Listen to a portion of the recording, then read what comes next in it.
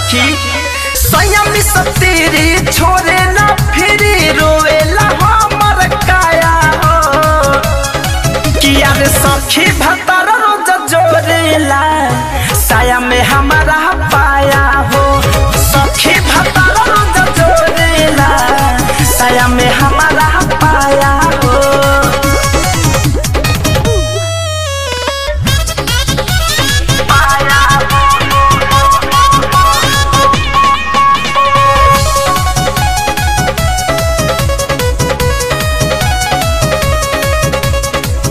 भोरवे से लागल लागल शाम तो क देला बाहर निदर दातन को टाइम ना देवेला अरे सखी भोरवे से लागल लागल शाम तो क देला बाहर निदर दातन को टाइम ना देवेला छोड़े ना दुआरी आवे ना उनके माया हो ए सखी करे बरियारी छोड़े ना दुआरी आवे ना उनके माया हो किया रे सखी भतार रोज जोरेला साया में हमारा पाया हो सखी भतार रोज जोरेला साया में हमारा पाया हो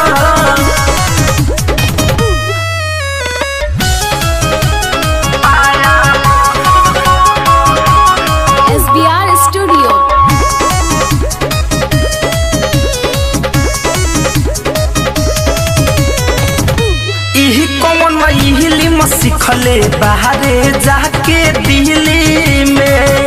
झहलू लगावे रोज के बारी छिटकिली में कौन इलिम सिखले बाहरे जाके दिल्ली में झहलू लगावे रोज के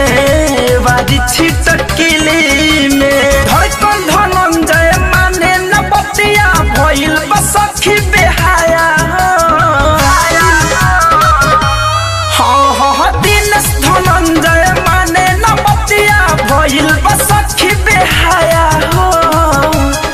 किया रे सखी भतार रोज जोरेला साया में हमारा पाया हो सखी भतार रोज जोरेला साया में हमारा पाया हो। RCM म्यूजिक न्यू ऐप अभी डाउनलोड कीजिए हमारे गूगल प्ले स्टोर से और पाए भोजपुरी लोकगीतों का एक से बढ़कर एक ऑडियो वीडियो सॉन्ग बिल्कुल मुफ्त।